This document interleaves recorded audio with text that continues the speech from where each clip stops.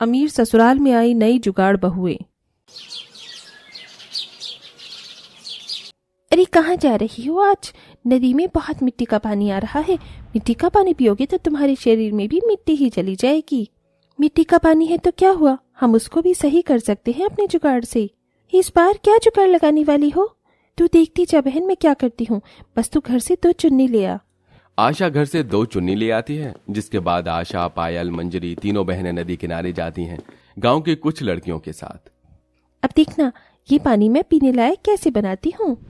मंजरी ऐसा कहने के बाद एक बाल्टी में पानी भरती है और उसके बाद दूसरी बाल्टी के ऊपर 2 चुन्नी लगाकर लड़कियों को चुन्नी पकड़ने के लिए कहती है, जिसके बाद वो भरी हुई बाल्टी का पानी खाली बाल्टी में पलटने लगती है।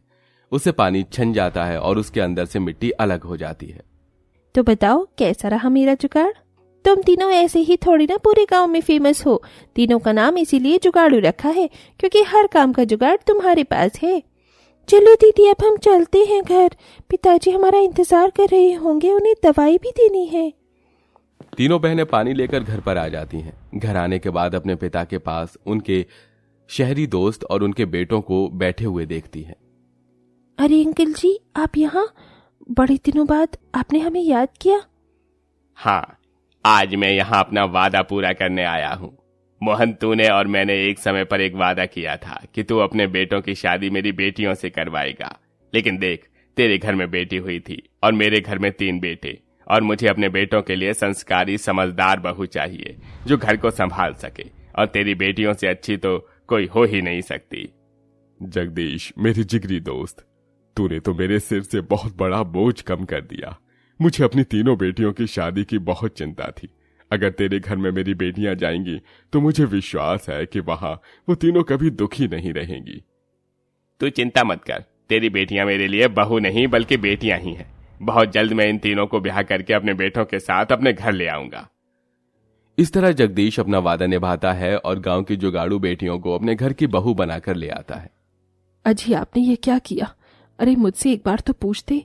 आपने अपने तीनों बेटों की शादी गांव की गवार लड़कियों से करवा दी।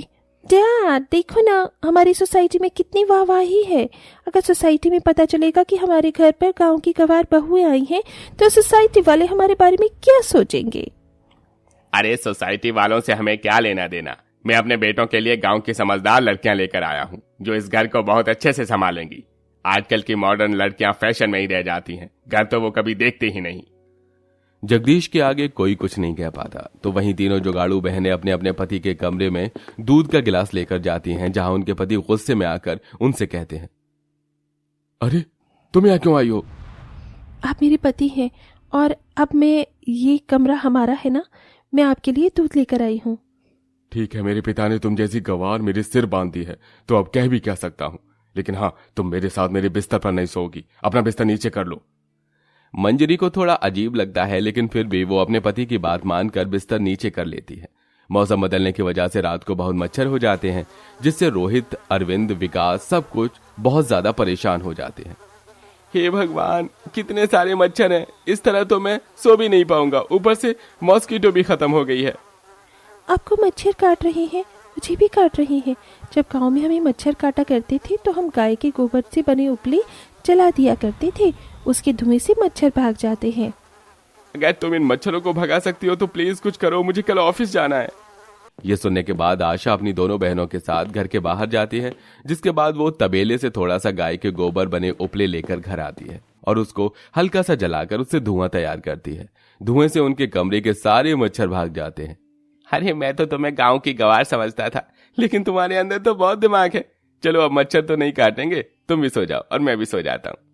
इस तरह अरविंद आशा के साथ आराम से सो जाता है। अगले दिन जब सवेरा होता है तो मानसी अपने साड़ी पर प्रेस करने के लिए जा रही होती है, लेकिन अचानक से लाइट चली जाती है। ओह गॉड, ये क्या हो गया? अब मैं क्या करूं? अगर मेरी साड़ी पर प्रेस नहीं होगी तो मैं फंक्शन कैसे अटेंड करूंगी?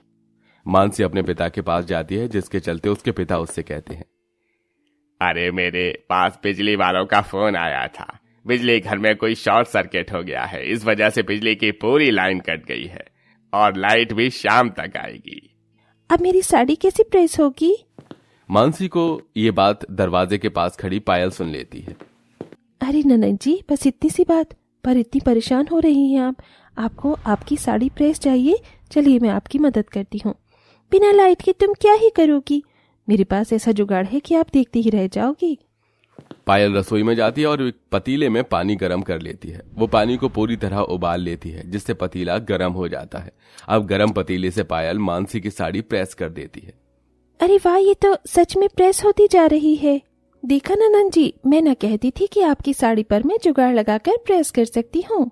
हाँ भाभी जी, आप तो बहुत टैलेंटेड हो। Thank you so much. इस तरह मानसी अपनी साड़ी पहनकर फंक्शन अटेंड करती है और बहुत एंजॉय करती है। उस दिन के बाद से मानसी अपनी तीनों जुगाड़ू भाभियों की बहुत तारीफ करती है, लेकिन तेजस्विनी को अपनी गांव की बहुएं अभी भी पसंद नहीं थी। एक दिन जगदीश तेजस्विनी को बुलाकर उससे कहता है, देखो, हमारी तीनों बेटों की शादी गांव में हुई है और हमने अपनी अमीर दोस्तों को अभी तक पार्टी भी नहीं दी। मैंने एक रिसेप्शन पार्टी रखी है, सारी अरेंजमेंट तुम्हें ही देखनी होगी। ठीक है, इस रिसेप्शन में कोई कमी नहीं होगी। तेजस्विनी ऐसा कहकर चली जाती है, जिसके बाद तेजस्विनी रिसेप्शन पार्टी के लिए तैयारी शुरू कर देती है। उसकी की गई तैयारी बहुत अच्छे से होती है, लेकिन कैटरिंग की वजह से तंदूर की रोटी बनाने वाला उस दिन आ नहीं पाता। देखो मैम, एक तो तंदूर की रोटी बनाने वाला बहुत ज्यादा बीमार है, वो नहीं आ पाएगा। ऊपर से जिस तंदूर में हमें रोटियां बनानी थी वो टूट गया है। अब आप बताओ हम क्या कर सकते हैं? मैंने अपने मेहमानों के लिए स्पेशली चिकन बनवाया है। इसके अलावा मैंने कोई और वैरायटी भी नहीं रखवाई। और आपको पता ही है कि चिकन के साथ सिर्फ तंदूर की रोटियां ही अच्छी लगती हैं। मुझे नहीं पता, कुछ भी करके तंदूर की रोटियों का अरेंजमेंट करो, नहीं तो मैं आपको पेमेंट नहीं दूंगी। तेजस्विनी तो ऐसा कहकर चली जाती है, लेकिन ये सारी बातें तीनों जुगाड़ू बहुएं सुन लेती हैं, जिसके बाद वो तीनों मैनेजर के पास जाती हैं। दरअसल हम लोग ये सोच रहे थे कि हम आपकी मदद करें। अगर आप हमारी बात सुन लेते हैं तो हम तीनों बहुएं आपको तंदूर की रोटी बनाने में आपकी मदद कर सकते हैं। आप जो कहोगी मैं करने के लिए तैयार हूँ, बस किसी भी तरह तंदूर की रोटियां मैनेज कर दीजिए, नहीं तो तेजस्विनी मैडम हमारे सारे पैसे काट लेंगी। तीनों जुगाड़ू बहुएं मैनेजर से मिट्टी और ईंट मंगवाती हैं, जिसके बाद वो अपनी खुद की एक तंदूर की भट्टी बनाकर तैयार करती हैं। चलो, तंदूर की भट्टी तो तैयार हो गई। अब हमें इसके अंदर कोयले जलाकर इसे गर्म करना है और उसके बाद हम इसके ऊपर तंदूर की रोटियां बना सकते हैं। हाँ, तुमने बिल्कुल सही कहा। अब हमारे मेहमान आए हैं, बिना तंदूर की रोटी खाए बिना उन्हें जाने ही नहीं देंगे। इस तरह तीनों जुगाड़ू बहू तंदूर की रोटी बनाना शुरू करती हैं। उनके हाथों की तंदूर की रोटी इतनी स्वादिष्ट होती है कि सभी मेहमान बहुत तारीफ करने लगते हैं। ओह माय गॉड, सच में बहुत स्वादिष्ट है ये तंदूर की रोटियां। तो आज तो मजा ही आ गया। आखिर कौन सा तंदूर बुक किया है, हमें भी बता दीजिए तेजस्विनी जी। बहुत महंगी कैटरिंग बुक कर रही है मैंने। मैं जरा भी मैनेजमेंट देख कर आती हूँ। तेजस्विनी जैसे ही मैनेजमेंट देखने के लिए कैटरिंग के पास आती है तो वहां उसकी तीनों गांव की जुगाड़ू बहू तंदूर की रोटियां बना रही होती हैं, जिसे देखकर वो हैरान रह जाती हैं। मुझे तो विश्वास ही नहीं हो रहा, क्या ये सब तुम कर रही थी?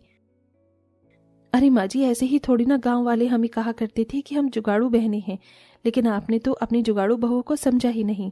तेजस्विनी को अपनी गलती का एहसास होता है और वो अपनी तीनों जुगाड़ू बहू से माफी मांगती है। सही कहा, कभी कभी इंसान को परखने में हर कोई गलती कर देता है, जैसे कि मैंने की।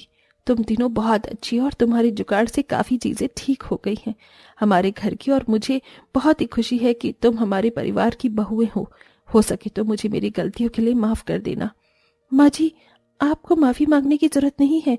आप तो हमारी माँ जैसी हो और इस घर की जिम्मेदारियों को समझना तो हमारा पहला कर्तव्य है।